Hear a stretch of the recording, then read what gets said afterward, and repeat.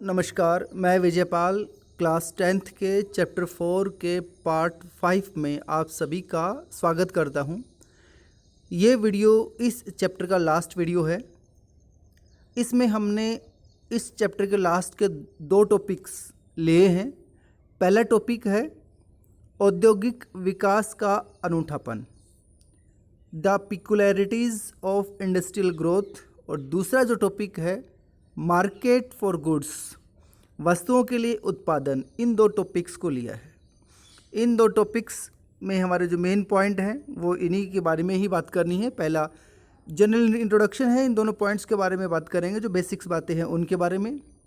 दूसरा जो पहला पॉइंट है उसको डिटेल में पढ़ेंगे, पिकुलैरिटीज़ ऑफ इंडस्ट्रियल ग्रोथ के बारे में, औद्योगिक विकास का जो अनूठापन है, स्पेसिफिक थिंग्स हैं उसके बारे में पढ़ना है। और दूसरा टॉपिक मार्केट्स फॉर गुड्स, वस्तुओं के लिए बाजार, इसके बारे में हमें पढ़ना है। तो जनरल इंट्रोडक्शन से हम अपनी बात शुरू करते हैं। भारतीय औद्योगिक जो क्षेत्र है, इंडस्ट्रियल जो इंडियन इंडस्ट्रियल एरिया है, उसका डेवलपमेंट है एक नेचुरल प्रोसेस से नहीं हुआ है, स्वाभाविक तरीके से उसका ग्रोथ नहीं होती है, बल्कि उस पर कॉलोनियल रूल है, उसकी रिक्वायरमेंट्स का असर रहा है। यानी कि कॉलोनियल रूल, औपनिवेशिक शासन है, उसकी रिक्वायरमेंट के अकॉर्डिंग भारत में इंडस्ट्रियल ग्रोथ होती है, ना कि एक नेचुरल तरीके से। ये फर्स्ट पॉइंट है हमारे इंट्रोडक्शन का। सेकंड जो बात है, भारतीय जो व्यावसायिक है, बिजनेस पर्सन है, उन लोगों ने केवल उन क्षेत्रों को चुना जहां ब्रिटिश कंपनी या यूरोपियंस के साथ किसी प्रकार का कोई कंपटीशन नहीं था। यानी कि मैनचेस्टर में बनने वाला जो प्रोडक्शन है उसके साथ किसी भी प्रकार का ये कंपटीशन नहीं चाहते थे, क्योंकि इनको जानते थे अगर उनके साथ कंपटीशन होगा तो ये मार्केट में टिक नहीं पाएंगे। तीसरा जो पॉइंट है वो ये है कि किसान और व्यवसायियों का बाजार पर नियंत्रण होता चला गया। यानी कि इंडियन जो मार्केट है उस पर धीरे धीरे टाइम के जैसे जैसे टाइम बीतता गया, इंडियन प्रोडक्ट्स का और इंडियन बिजनेस पर्सन है उनका कंट्रोल होता गया, और यूरोपियन मार्केट या यूरोपियन जो बिजनेस पर्सन है उनका कंट्रोल धीरे धीरे खत्म होता चला गया।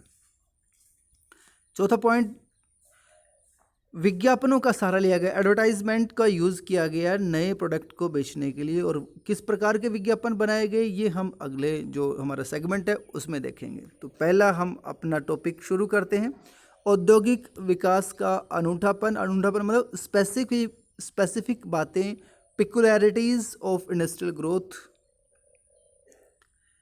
भारत में जो औद्योगिक प्रोडक्शन होता है, इंडस्ट्रियल प्रोडक्शन है, उस पर कंट्रोल रखने वाले, डोमिनेशन रखने वाली यूरोपियन मैनेजमेंट एजेंसीज़ हैं, उनका किसी स्पेसिफिक यानी कि ख़ास उत्पादन में ही इंटरेस्ट होता था। वो हर चीज़ पे फोकस नहीं करते थे।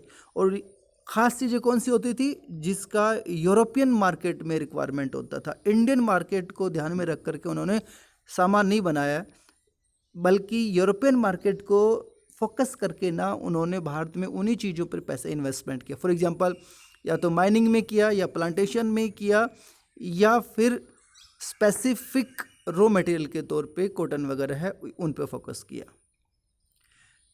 दूसरी बात, मैनचेस्टर से बनी हुई चीज़ें जो भी हैं उनके साथ किसी प्रकार का कोई कंपटीशन नहीं था। उदाहरण के लिए, कपड़े की बजाय भारतीय जो उद्योगपति हैं उन्होंने धागे पे फोकस किया गया, क्योंकि कपड़ा बढ़िया क्वालिटी का मशीनों से बनता था, हाथों से वो नहीं बन पा रहा था। उसकी जगह पे कपड़े का बहुत ज़्यादा बढ़िया क्वालिटी मशीनों के द्वारा नहीं होती थी, धागे की बहुत बढ़िया क्वालिटी नहीं बन पा रही थी यूरोप के लोगों के द्वारा। भारतीयों ने शुरुआत में उन्हीं चीज़ों पर ही फोकस किया गया। 20वीं सदी के आरंभ तक, यानी पहला जो दशक है, पहले 10 साल है, उस समय तक आते आते जो पैटर्न है औद्योगिकरण का जो ढर्रा है उसमें काफ़ी कुछ चेंज हमें देखने को मिलते हैं। खासकर दो चेंजेस की यहाँ पे बात कर सकते हैं। एक स्वदेशी आंदोलन की, और दूसरा चीन के मार्केट में कंपटीशन को लेकर के ना। स्वदेशी आंदोलन आप लोग जानते हैं कि विदेशी जो कपड़े हैं, विदेशी सामान है, उसका बहिष्कार करने के लिए 1905-6 में आंदोलन चलाया गया था और उसकी वजह से भारतीय जो सामान है उसकी डिमांड बढ़ गई थी और इस प्रकार से भारतीय मार्केट में भारतीय सामान का उपयोग बढ़ गया था। जैसे आजकल चीनी सामान है उसको बाइकआउट करने की बात चल रही है, उसी प्रकार का जो पैटर्न हम 1905 और 6 यानी कि 1920वीं सदी के बिल्कुल जो पहला दशक उसमें देख सकते हैं। और दूसरा जो चीन का मार्केट में है उसमें अब चीन और जापान के बने हुए कपड़े का कंपटीशन ज़्यादा हो गया था, इसलिए भारतीयों ने अब इंडियन मार्केट को टारगेट करके ना अपना प्रोडक्शन करना शुरू कर दिया। ये चेंजेस आते हैं फर्स्ट दशक में 20th सेंचुरी के। दूसरा इसमें एक चेंज और देखने को मिलता है, फर्स्ट वर्ल्ड वॉर के टाइम में भारतीय सामान है अब उसकी भारतीय बाजार में काफ़ी डिमांड बढ़ गई है। उसके रीज़न क्या है? पहला कि युद्ध में डिमांड होने की वजह से मैनचेस्टर का जब सारा का सारा फोकस है वो यूरोप तक ही लिमिटेड हो जाता है, यानी कि मैनचेस्टर से बनी हुई चीज़ें भारत में नहीं आ पाती हैं, इसलिए भारतीयों के लिए मार्केट ओपन हो रहा है। दूसरी बात, जब युद्ध जब ख़त्म हो जाता है उसके बाद मैनचेस्टर अपनी पहले वाली पोजीशन, अपनी पहले वाली हैसियत को दोबारा हासिल नहीं कर पाता है।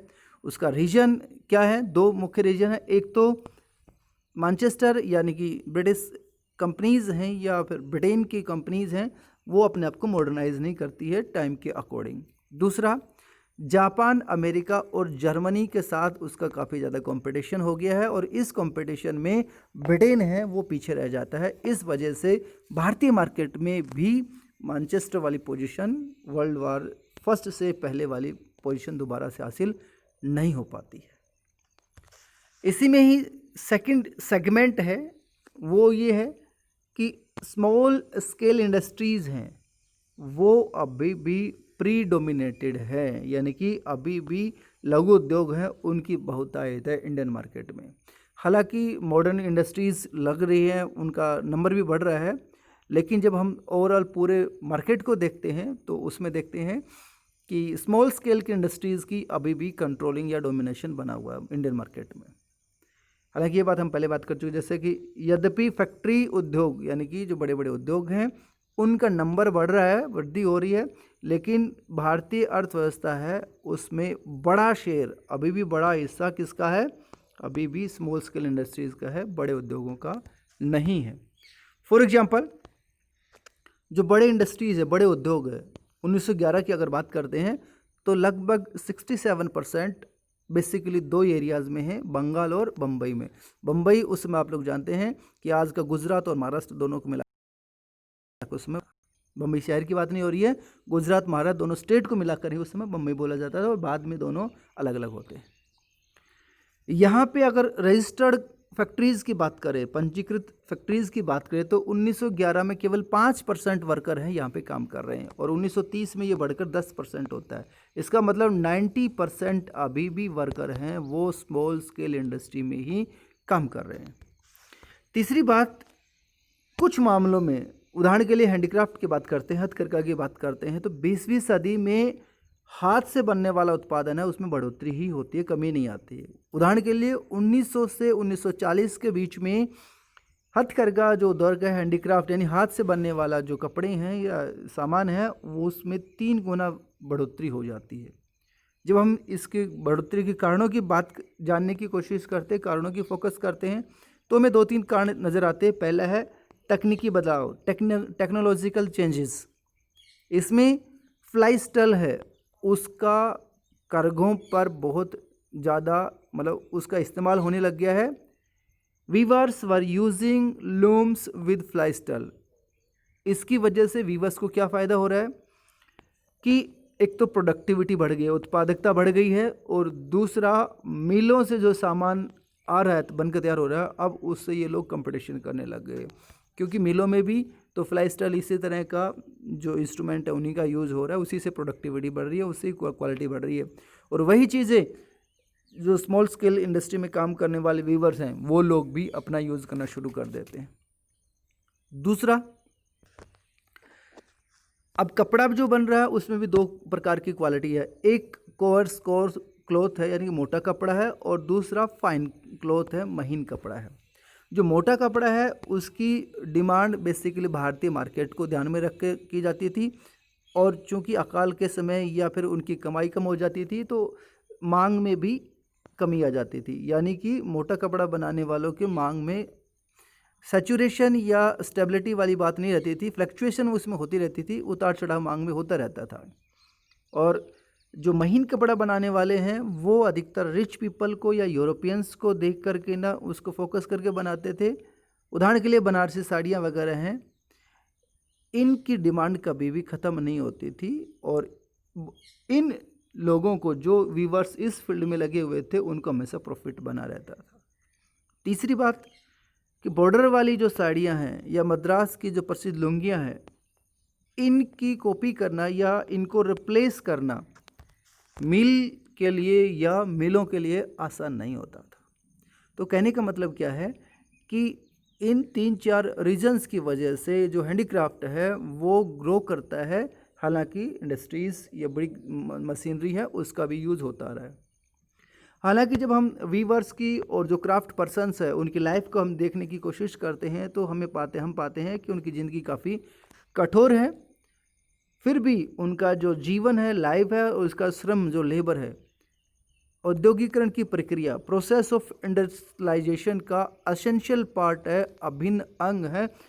कहीं भी हम ये नहीं देखते हैं कि ये एक प्रकार से ख़त्म हो गए हैं, चाहे इंडस्ट्रीज़ ग्रोथ हो रही है, इनकी मार्केट अपने आप बनी हुई है।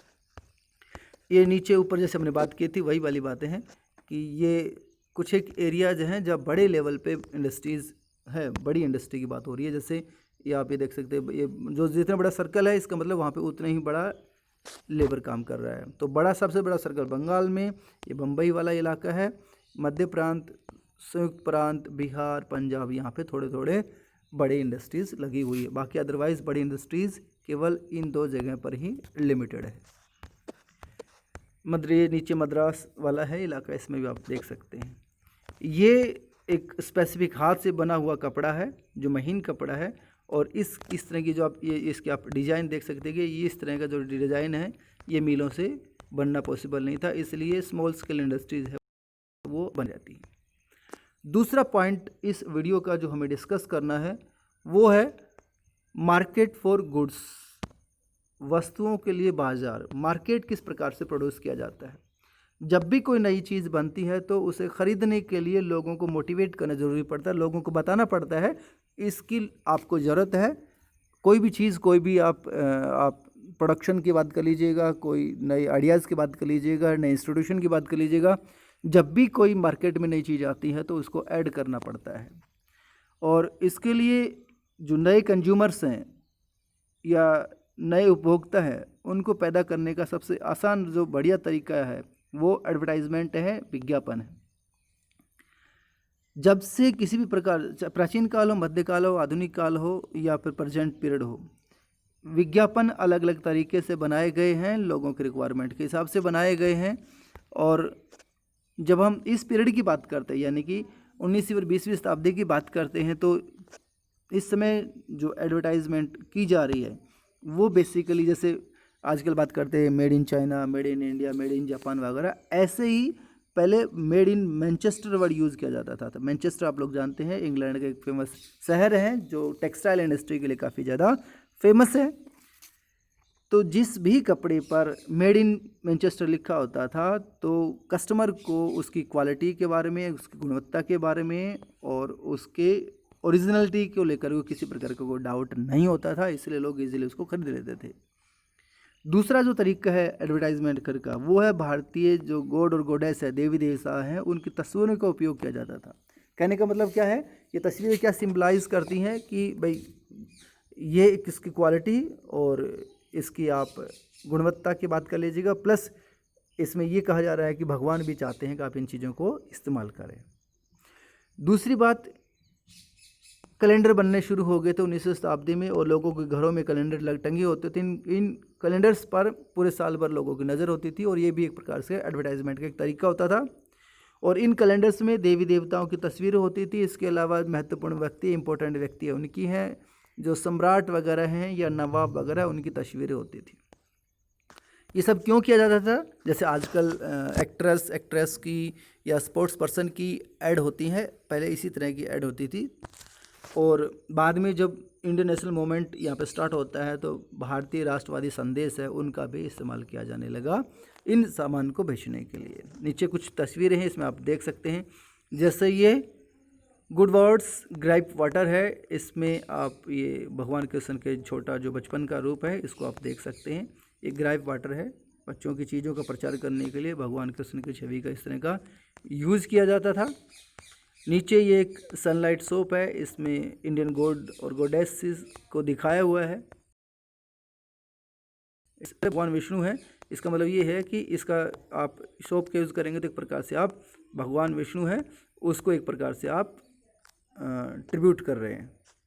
ये नीचे है, ये जब राष्ट्रवादी संदेश है उसका एक विज्ञापन है जिसमें भारत माता है ये लोगों को कपड़े दे रही हैं, मतलब ये कहना चाह रही हैं कि आप इनका इस्तेमाल कीजिए। एक भी ऐड का तरीका है। तो ये एक प्रकार का अहमदाबाद में एक कपड़ा बना हुआ मिल है जिसमें इस्तेमाल करने के लिए देवी है आह्वान कर रही है। तो ये हमारा टॉपिक था, जो लास्ट टॉपिक था इस पूरे चैप्टर का। इसके साथ हमारा वीडियो कंप्लीट होता है। उम्मीद है वीडियो आपको पसंद आया होगा। अगर पसंद है तो प्लीज़ इसको शेयर कीजिए, दोस्तों के साथ इसको शेयर कीजिए। धन्यवाद।